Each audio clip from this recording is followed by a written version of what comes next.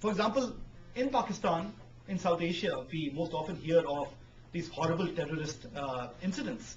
Be it the bombing of this Marriott hotel in Islamabad, or the bombings in Mumbai, which were carried out again by, most certainly, to be honest, again by Pakistan-based terrorists. But we don't hear enough about this wonderful lawyers' movement, which within the span of 2 years has twice been able to achieve its objective. And it's just an amazing example. They had a wonderful poem that they used to read at the beginning of each rally by this great poet called Faiz Ahmad Faiz, who was quite a radical. And I got the English translation from somewhere, and it's really worth listening to. It says, "Promises that you make to us of the day, the hour, the moment of our victory, the promise of the promised land, we shall wait and see. These shackles, this burden around our necks, will turn into cotton and vanish in thin air. And when we common people will stake a claim on this land that is our very own, when the tyrants will submit to defeat at the hands of our simple folks, of course, we will wait and see." So it's really wonderful, these guys.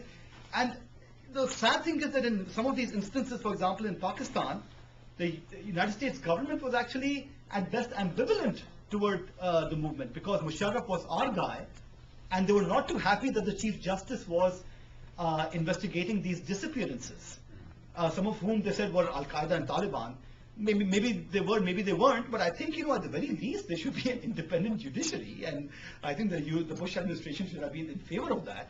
And as the leader of this movement says, that, we were a liberal, secular, democratic, non-violent, pluralistic movement in a Muslim nation. Shouldn't you all support us? And there's an enormous amount of support in the United States among people who knew.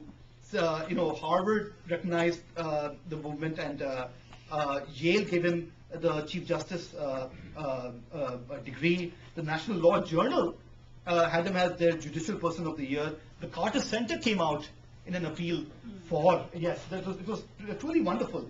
Congresswoman Zoe Lofgren actually introduced a bill in Congress to commend the movement.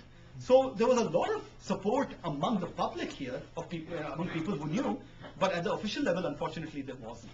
And this has been the case often when there's been a regime that's the pro-US. The United States is at best ambivalent.